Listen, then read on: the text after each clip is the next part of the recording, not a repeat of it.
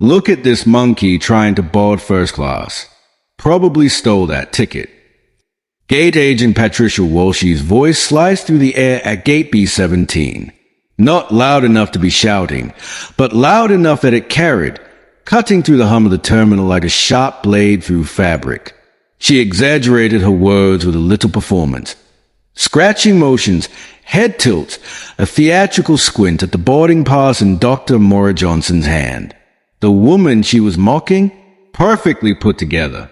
Tailored navy blazer, slim leather portfolio tucked under her arm, heels clicking in neat rhythm on the tile. Not a hair out of place. She looked like she'd stepped out of an airline ad, except Patricia had just turned her into a spectacle. It worked. Heads turned. Conversations paused. Phones started to appear in people's hands like an instinct. You could feel the ripple of curiosity spread across the packed departure area. Amara didn't take the bait. She slid her boarding pass across the counter without a word, her expression calm but unreadable. In that calmness, there was something dangerous, like still water concealing a current. Security guard Derek Thompson leaned against the wall, folding his arms with a smirk that said he was enjoying the show. Narrator voice: have you ever been humiliated by someone who didn't realize they were about to nuke their own career? The departure board overhead flickered red. Flight 447 to Chicago. Final boarding in 10 minutes. Patricia held the boarding pass up to the fluorescent light, as if searching for hidden watermarks. This seems irregular, she said, dragging the word out. Kevin, come verify this. Enter Kevin Martinez, supervisor, 28. The walk of someone who's never lost an argument in his life. He took one look at the pass, then at Amara. His face changed, just slightly, but enough. How do you afford first class?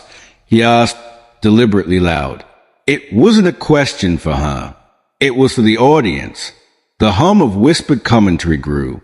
A man in a navy suit, James Brooks, leaned to his wife and muttered, "This is disgusting." But his voice was too low to cut through the rising tension. Patricia's voice wasn't. "People like you are always trying to game the system," she announced. Amora's reply was barely above a whisper. "What people would that be exactly?" Patricia smirked. "You know what I mean. Probably using stolen miles or something." This was a pattern for Patricia. Make enough noise, plant enough doubt, and most targets backed away to avoid the scene. Problem solved. Except Amora didn't move. The edge of a homie's briefcase caught the light. Just for a second, an airline executive platinum card glinted in a side pocket, missed entirely by Patricia, who was still working the crowd. Amora's phone buzzed on the counter. Caller ID, Denver Airport CEO. She didn't even glance at it. Kevin crossed his arms. We'll need more verification, he said in the tone of a prosecutor. By now, the crowd was thick enough that late arriving passengers had to sidestep to see what was happening. Gate B17 wasn't a gate anymore. It was a stage. A young woman with purple hair held her phone low, the red light of Instagram Live blinking. Her username at Travel Justice appeared on the stream. She whispered into the MIC, "You're seeing this racist gate agent at Denver? This is insane." Viewer count, 47. Then 127. Then 203. Then 445. An older businessman pulled out his own phone. TikTok, 12 followers. Didn't matter. His gut said this is going to blow up. Airport janitor Rosa Martinez rolled her cart past, slowing without meaning to. 15 years in Denver International. She'd seen this script before. She also happened to be Kevin's aunt, though you wouldn't know it by the way neither acknowledged the other. She'd raised him. She'd taught him better. Patricia went for the crescendo. These people think they can just walk into first class because they put on nice clothes. Instagram viewership, 1,247. Comment feed racing. Get her badge number. It's 2025, not 1925. What airline is this? Tag them. Mixed in. Probably fraud, though. Stop just doing their job. Not everything's about race. Kevin leaned forward, his voice heavy with authority. We need to see more ID. Credit cards, bank statements, proof of income. Amora's head tilted slightly. Proof of income. Patricia saw it as a crack in the armor. Standard procedure for suspicious purchases, she said smoothly. The departure board updated again. Flight 447, 7 minutes to departure. Finally, James Brooks raised his voice. This is harassment. Patricia spun around. Sir, please step back. We're handling a security matter. Security guard Derek stepped in, hand on his radio. Is there a problem here? Just some confusion about ticket validity, Kevin said. Got it, Derek replied, his stance practically inviting trouble. Across 3 angles now, phones were catching every second. The live audience passed 1,400. Amora unlatched her briefcase with deliberate slowness. Everything inside was arranged with surgical precision. Files, a tablet, a Mont-Blanc pen, and something else. Something that caught the light like metal before disappearing beneath the folders. Patricia leaned forward. If you want, I can continue the rewrite into the moment everything turns so the crowd's perception shifts and the live stream goes nuclear. That's where the drama would spike. ChatGPT.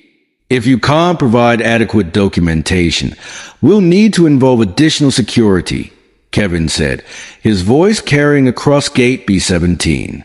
Additional security for what exactly? Amora asked. Suspected ticket fraud is a federal offense. Kevin replied smoothly. He was improvising now, riding the high of his own authority, stacking words like bricks without caring whether the wall made sense. 20 feet away, Rosa Martinez had stopped pretending to mop. Her nephew was about to obliterate his career in front of 40 witnesses and thousands online. She wanted to step in, but Denver International's policy was clear. Employees weren't allowed to interfere with an active security process. The Instagram stream on Travel Justice Now ticked past 2,100 viewers. Comment threads filled with emojis, accusations, and disbelief. Someone recognized the gate and the airline. Others were already lighting up Denver Airport's customer service line. Patricia made the mistake that would tip this whole thing over the edge. She reached for Amora's boarding pass, her hand moving like a cop about to snatch evidence. I'm going to hold on to this until we can verify. Don't. One word. Surgical. Cold. Sharp. Patricia froze mid-motion. For the first time, Amora's composure cracked.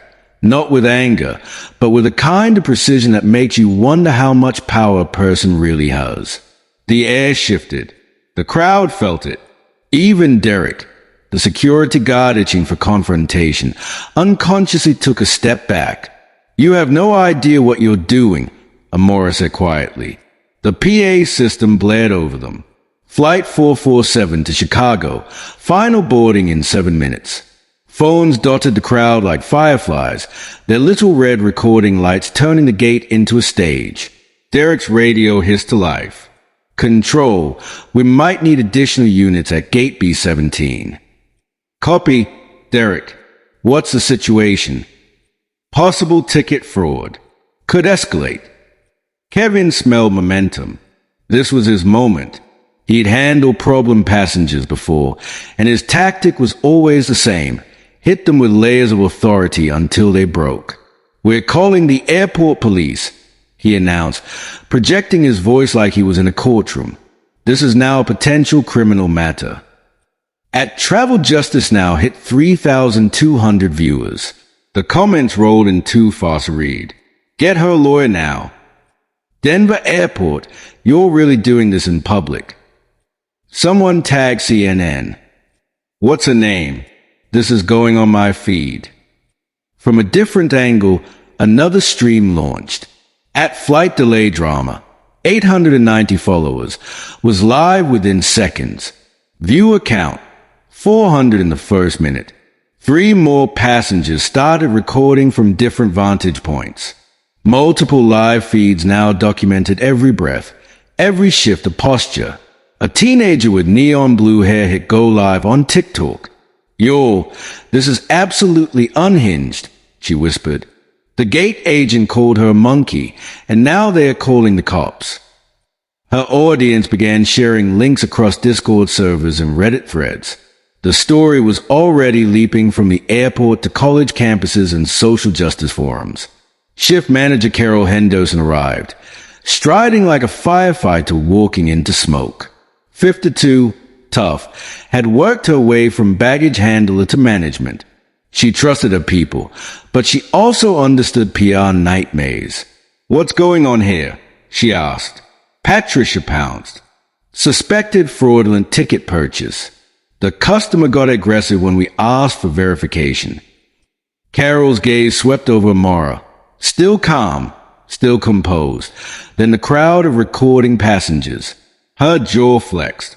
She'd been through media storms before. She knew one when she saw it. Carol said evenly, "I'm going to need you to step aside while we sort this out.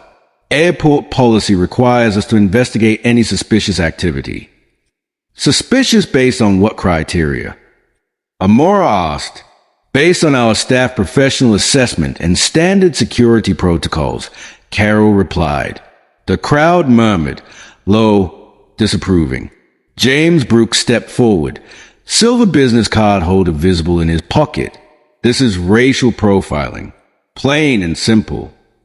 "Sir, please step back, or security will escort you away," Derek warned, touching his radio. Brooks's wife tugged his sleeve, pulling him back. He wanted to help, but not badly enough to miss their flight to his daughter's graduation. An elderly woman, pale and thin, shook her head. She'd flown first class every month for cancer treatments. No one had ever asked to see proof of income. Rosa stood near the window, jaw tight. Authority without wisdom. She'd seen it ruin good people. And her nephew was too far gone to see the cliff edge he was sprinting toward. Across all platforms, total viewership hit 5,800. #Denver Airport and #racism began trending in Colorado. A Twitter user with 50,000 followers posted a live link with the caption, "This is America 2025. Still the same story." Local news producer Janet Kim got 3 alerts about the hashtag. Within minutes, a camera crew was rolling toward the terminal. Amora's phone buzzed again. This time she looked. Michael Torres, then CEO. She declined the call almost lazily. Patricia saw it and smirked. "See? Probably can't answer because it's stolen, too." Gasp from crowd. A woman in a red sweater shook her head. "This is disgusting," she said loud enough for her voice to carry. Carol made the call. "We're going to need to search your luggage for verification of identity and payment method. Standard procedure for suspected fraud." "Standard for whom?" Amora asked, still calm. "For anyone we suspect," Carol answered. The live comment erupted. "Lawsuit incoming. Where are the white people getting searched?" "Keep filming. All of it." Airport police officer Maria Santos arrived, radio still crackling, and the temperature in the room shifted again. With dispatch updates still crackling in her ear, Officer Maria Santos stepped into the middle of Gate B17. 1 black woman, 3 airport employees, a security guard, and dozens of passengers holding up phones like lanterns in the DAC, capturing every movement, every syllable from multiple angles. 12 years as a cop had taught Santos to spot trouble before it exploded. This had all the markings. "What's the situation?" she asked, her voice professionally neutral. Carol Henderson kept her tone brisk. "Suspected ticket fraud. Passenger refusing to cooperate with standard verification procedures." Santos's eyes flicked to Amara. Tailored blazer. Expensive leather portfolio. No signs of aggression. Just stillness. And a calm that wasn't passive. It was deliberate. Santos said carefully. Can you provide additional ID beyond what's typically required for boarding? I provided everything legally mandated for air travel, Amora replied evenly. Nothing more is required under TSA regulations. Santos paused. The woman knew TSA language. That wasn't tourist knowledge. That was frequent flyer, knows the regs better than you knowledge. The departure board above them ticked over. Flight 447, 4 minutes to final boarding. Kevin stepped into the gap, trying to fill Santos's hesitation. Officer, she became hostile and aggressive when we tried to examine her documentation more thoroughly. That's completely false, James Brooks said loudly from the crowd. Dozens of heads nodded. She's been calm and professional the whole time, another passenger added. We all saw it. The gate agents are one being aggressive. Came a voice from the back. Derek Thompson toned sharply toward the witnesses. Everyone need to back up and disperse or we'll clear the entire gate area. This is public space. Brooks shot back. We have a right to witness this. Patricia's performance was crumbling. What had started as easy routine harassment was mutating into a scene, with thousands watching live online. Carol tried again. If you can't prove this ticket is legitimate. Oh, I can prove much more than that, Amora interrupted. Something in her voice sliced through the air. Patricia's stomach dropped. For the first time, she felt a thin thread of doubt. Amora unlatched her briefcase with slow, deliberate precision. Inside, meticulously organized folders, a custom leather sleeve holding an iPad, and a portfolio stamped with government seals. Live stream viewership surged past 12,400. 7 platforms. Multiple angles. Someone had tagged Channel 7 News. Another was tweeting a running play-by-play that was getting hundreds of retweets per minute. Rosa Martinez rolled her cleaning cart closer, pretending to empty trash bins. Her instincts told her the storm was about to break, and she wanted to be within reach. Patricia eyed the contents of the briefcase and muttered, probably fake papers too. But the snideness in her voice was thinner now. Threadbare. Amora tapped her iPad awake. Apple logo. Then a lock screen. Amora shaking hands with the Colorado governor under a banner reading Infrastructure Excellence Award 2024. Kevin's face creased with confusion. Patricia didn't even glance, too focused on maintaining her stance. Carol's voice was curt. We don't have time for photo albums. We need official documentation. Amora's fingers moved with fluid precision across the iPad screen. A login appeared, not an airline app, not anything a civilian would have. Header, Denver International Airport, Administrative Access Portal. Patricia's head tilted, uncertainty blooming in her eyes. Santos stepped closer, her tone now edged with caution. What kind of access portal is that? Amora looked up for the first time in minutes, and smiled. It wasn't warm. It was the kind of smile that comes before the table flips. The departure board still read 4 minutes to final boarding. Her hands moved like she'd done this 100 times, navigating through layers of security clearance not meant for public eyes. Patricia's bravado flickered. What exactly is that supposed to be? Emergency protocols, Amora said without looking up. Something I hope I'd never need to use. Her voice was so calm it made the words land harder. Code appeared on the screen.